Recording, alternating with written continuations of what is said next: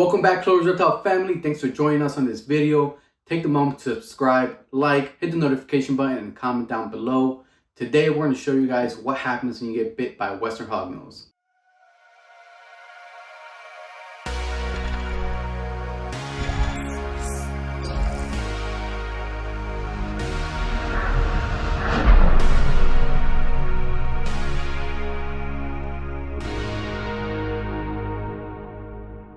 Before we get to showing you guys what happens and how to remove a hognose if you get bit, I want to let you all know about the Clover's Reptile channel membership we now have available. And if you guys want to enjoy some really cool perks, make sure to go check it out and join after this video. So now I'm about to reach into one of the adult females bin and see if I get bit. Today is feeding day, so they should have a good feeding response. I don't usually get bit, but I want to be able to show you guys exactly what to do and how to maintain calmness if you do get bit. So let's go and check out. We're gonna do Stormy, and she's our female that's has the most attitude and is very food motivated. So let's see if she'll we can get her to bite me now. Ready?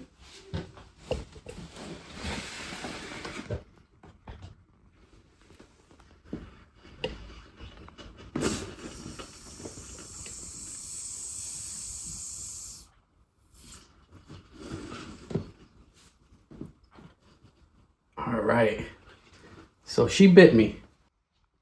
All right, so she bit me, and right here she is chewing down, and this is a feeding response. Most of the bites happen because of feeding.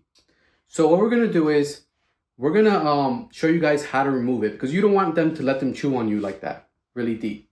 So if you guys can see that they have the rostral scale right here, we're gonna use it like a soda can tab. I'm gonna pop it open and let her, there we go. And it was that easy to remove a Western Hognose. So you shouldn't allow a Western Hognose to bite you and keep chewing on you. So she's being very bitey. So let me put her back so before she bites me again, and then we're gonna explain to you why she's being bitey. Sea Serpent Rack and Incubators is the official sponsorship of Clover's Reptile and Scale Success Reptile podcast. If you're looking for a PVC rack or incubator, make sure to check them out. We've been using their racks for the past 2 years, and it's a great product, and they have great customer service. Now let's mention our partnerships. Reptilinks has partnered up with Clover's Reptiles and Scale Success Reptile podcast. If you want to feed a diverse diet to your reptiles, make sure to check them out and use Clover to get $5 off your next order. If you want to take your husbandry and record keeping to the next level, make sure to take advantage of the free 30-day trial with our link in the description below, or scan the QR code on your screen. Husbandry Pro has helped us keeping track of our breeding plans, our hatchlings, and overall just keeping us organized with all of our reptiles. Make sure to use shipyourreptiles.com to receive or ship your reptiles, and use Clover's 15 to save $15 off any one shipment. So as y'all all saw that I got Stormy to bite me, and I'm gonna explain to you why she bit me there. So today's feeding day, right? These females are in breeding mode. So when they're in breeding mode, they get a lot more hungry. So they always want to eat, eat, and eat as well. She's one of those females that was one of the first adult females that bit me, and that was last year during breeding season. So another thing I did to make sure I got a bite, so I can show you guys on how to properly remove a Western Hognose if it bites you. I got a frozen thawed mice, and I rubbed it against my finger so it could smell like mice. And that's why, as you saw, she had a very aggressive food response. So I'm gonna show you guys the aftermath and what it looks like. So you guys see it's a little bit of blood, not too much stuff going on. And then she did get a good bite. But the key to removing a hognose, like I said, you grab the side of the jaw, you grab the rostral scale almost like a soda can tab, and you pop up and pull your hand or your finger away, whatever is being bit. Now, this is the same thing. You can do it for a day-old baby, and then like you saw as an adult, and anything in between. So why do you want to remove a Western Hognose? So Western Hognose are considered rear fang venomous animals. And what venom means is that there is a toxin that has an effect. Doesn't mean, I think a lot of times when we hear venom, we hear, oh, it's deadly. So there's a difference between deadly, dangerous, and the word venom. So venom, the definition means a animal that produces a toxin that can be injected or bitten into a prey item or something they're biting. So what hognose have, they have rear fangs that are all the way in the back of their jaw, almost like right under their eyes. And what they do is once they bite their prey in the wild, they chew on it, and then they have these glands that secrete a toxin. And that helps them sedate the prey a little bit. So imagine, look how big we are, humans, even a baby. It has very insignificant effects to humans because in the wild, they're eating mice, toads, lizards that are maybe weighing on the biggest, probably like 10 grams in the wild. So think about how much effect that will have on us when we're so much of a big weight difference. So that's another reason why you should remove it a lot quicker than sit on there. Anytime I've seen people have reactions, or there's been studies where people have reactions to bites, it's 2 minutes or more of a Western hognose or Eastern hognose biting down and chewing down on somebody's, hand, finger, arm, wherever the case may be. So now, how to prevent bites from Western hognose? So first is use tongs. So I have them here. Today's feeding day. So I have tongs. I feed all my animals, my babies, all the way to my adult females with tongs. So one of the biggest things, use tongs as well. If, like I did, I put mice scent on my finger.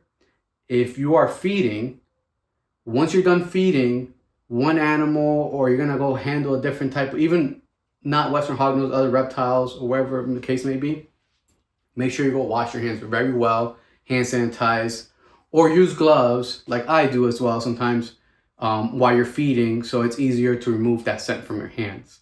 So wash your hands, use tongs, and be aware of what your hands smell like before handling one of your reptiles. I'm trying to think, any other good tips? And then just being aware of a Western hognose, of your hognoses, where their face is located, and understanding their body language and what time of the year it is. Like I said, it's breeding season. So these girls are very, very hungry right now because they're building up eggs and they're in breeding mode.